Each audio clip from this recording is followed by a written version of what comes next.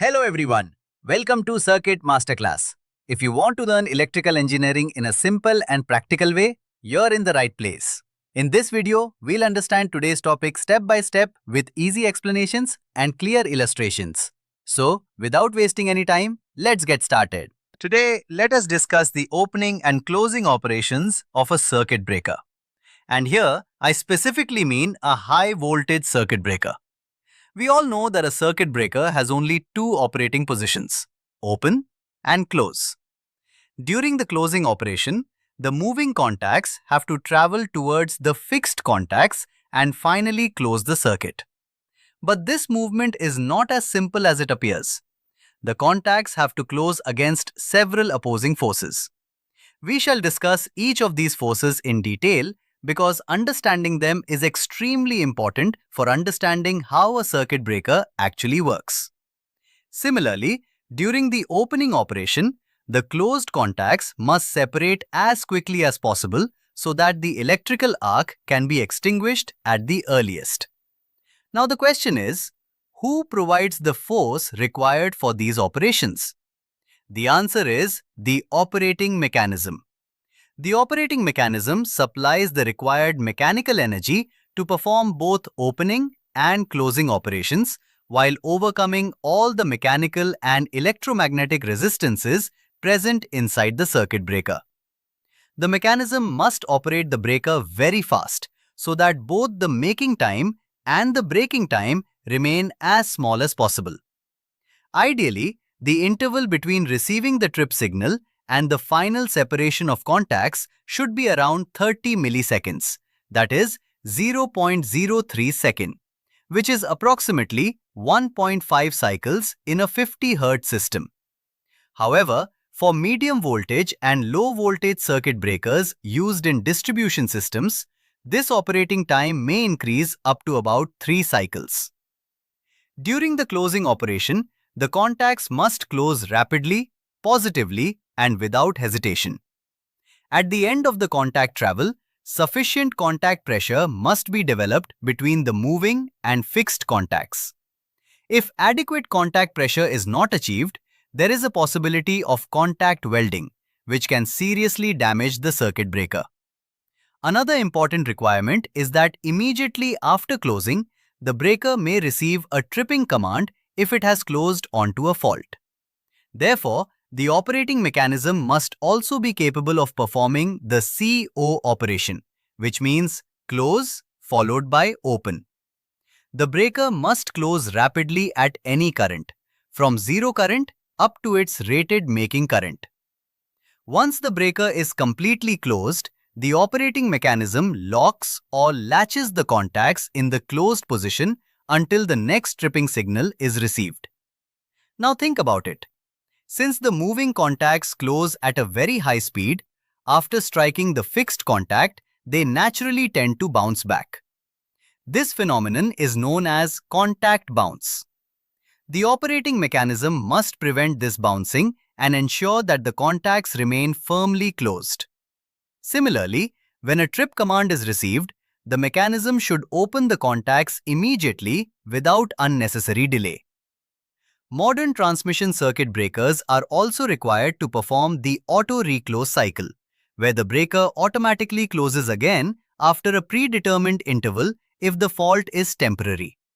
So, besides opening and closing, the operating mechanism also supports the complete auto-reclosing sequence. Now let us understand the closing operation in detail. When the breaker is closing under normal load current, the operating mechanism does not face any major difficulty. Its primary job is to overcome the friction present in different gears, levers, bearings, and operating links. It also has to accelerate all the moving parts connected to the moving contact. However, the situation changes completely if the breaker has to close onto an existing short circuit. In that case, the operating mechanism must overcome additional thermal as well as electromagnetic forces. During the closing operation, an electrical arc actually starts even before the contacts physically touch each other. This phenomenon is called pre-arcing. Pre-arcing generates intense heat, which increases the pressure inside the contact gap. Therefore, the operating mechanism must close the contacts with sufficient speed to reduce the duration of pre-arcing. At the same time, the contacts must also close against this thermally generated pressure. Now, as soon as the contacts finally touch under a short circuit condition, a very large making current starts flowing. This making current produces a strong electromagnetic force that tends to push the contacts apart. Therefore, every circuit breaker is designed with a specified rated making capacity. The rated making capacity represents the highest peak current against which the breaker can successfully close at its rated voltage. The making capacity depends mainly upon how much force and how quickly the operating mechanism can close the contacts. Now let us study the forces that oppose the closing movement. Electromagnetic force between contacts. The moment the moving contact touches the fixed contact under short circuit conditions, a large electromagnetic force develops. The magnitude of this force is proportional to the square of the current. In other words, if the current doubles, the electromagnetic force becomes nearly 4 times. This force acts opposite to the direction of contact movement and tries to push the contacts apart. Therefore, the operating mechanism must produce enough closing force to overcome this opposition. Action of the operating spring. During the closing operation, the mechanism simultaneously charges the opening spring, also known as the trip spring. Since this spring naturally tends to expand and open the breaker, it opposes the closing movement. Therefore, while closing the contacts, the operating mechanism must also compress the opening spring. Inertia of movable subassemblies. The operating mechanism consists of numerous gears, levers, tie rods, shafts, insulating links, and contact assemblies. All these moving parts possess mass. And because every mass has inertia, these parts resist sudden acceleration. Therefore, additional energy is required to accelerate the complete moving assembly within a very short time. Opposing force due to the dielectric medium. The moving contacts travel through the arc-quenching medium such as compressed air, SF6 gas, or insulating oil. These media are usually maintained under high pressure. Moreover, due to pre-arcing, the pressure inside the contact gap increases further. Consequently, the operating mechanism has to overcome the resistance offered by this dielectric medium while closing the contacts. Static and dynamic friction. Finally, there is friction. Static friction acts before the movement starts, while dynamic friction acts during the movement.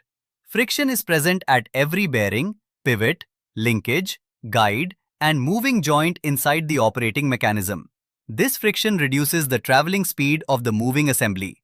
Therefore, during closing, especially under fault conditions, the operating mechanism has to overcome all these opposing forces simultaneously. Opening operation. Now let us discuss the opening operation. The primary objective of opening is to separate the contacts as quickly as possible so that the electrical arc can be extinguished at the earliest. The operating mechanism must rapidly accelerate the moving contacts along with all the operating linkages. It must also maintain the required contact separation speed. Typically, the contact separation speed lies between 2 meters per second and 7 meters per second. However, extremely high opening speed may again create another problem. After completing the opening stroke, the moving contact may bounce forward.